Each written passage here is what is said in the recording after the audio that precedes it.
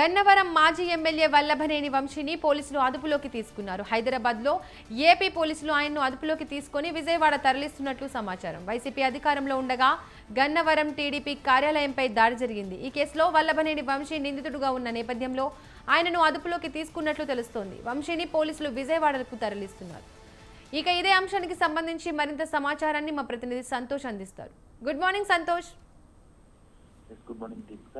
ఏదైతే గన్నవరం కృష్ణా జిల్లా గన్నవరం నియోజకవర్గం ఎంతో కీలకంగా రాజకీయాలు అనేది కూడా హాట్ గా మారుతా ఉంటాయి. అయితే ఈ నేపథ్యంలోనే ఇటు మాజీ ఎమ్మెల్యే వల్లభనేని వంశీ మోహన్ ని ఈరోజు హైదరాబాద్ గచ్చిబౌలిలో నివాసంలో ఉంటున్నటువంటి మాజీ ఎమ్మెల్యే వంశీనైతే కనుక ఏపీ పోలీసులు అదుపులో తీసుకోవడం ఇప్పుడు కీలకంగా పరిణామం అయితే కనుక చోటు చేసుకున్నాయని తెలుస్తా ఉంది. ఏదైతే ఇటు వల్లభనేని వంశీ మోహన్ 2023లో ఫిబ్రవరి 20వ తేదీన ఏదైతే ఇటు గన్నవరం నియోజకవర్గంలో ఉండేటువంటి టీడీపీ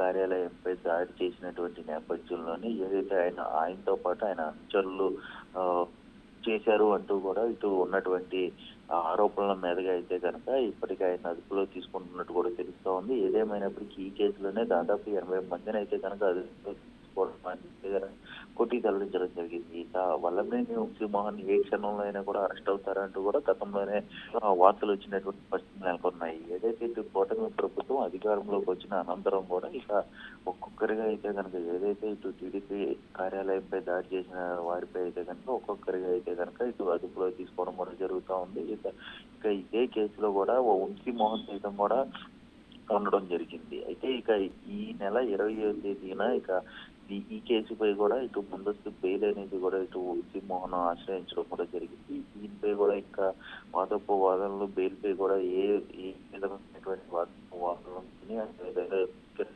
నేపథ్యంలో ముందుగా ఇటు వంశీ మోహన్ అదుపులో తీసుకోవడం పోలీసులు అయితే కనుక అదుపులో తీసుకోవడం జరిగింది. ఏదేమైనా ఈ రోజు విజయవాడకి అయితే కనుక ఇటు వంశీని తీసుకొచ్చే యోచనలో అయితే కనుక ఎదురు పోలీసులు ఉన్నట్టు కూడా తెలుస్తా ఉంది. అరెస్ట్ చేసిన అనంతరం కూడా ఇటు విజయవాడ కోర్టుకి అన్న దానిపై అయితే కనుక ఇంకా తెలియాల్సి ఉంది. అదేవిధంగా పోలీసులు కూడా ఏ కేసుతో అరెస్ట్ చేశారు అన్న దానిపై అయితే కనుక ఇంకా క్లారిటీ ఇవ్వాల్సిన పరిస్థితులు అయితే కనుక కనబడుతున్నట్టు తెలుస్తోంది. ఎందుకంటే గతంలో పలు కేసులు అనేది కూడా ఇటు కనుక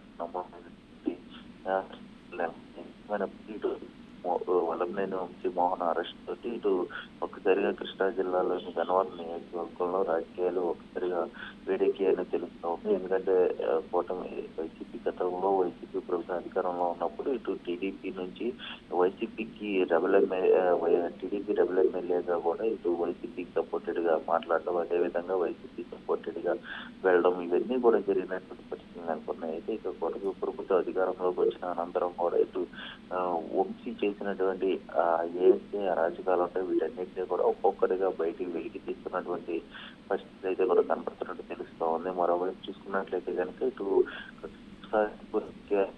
అంటూ కూడా ఇటు వైసీపీ నాయకులు అయితే కనుక చెప్తా ఉన్నట్టు కూడా తెలుస్తా ఉంది.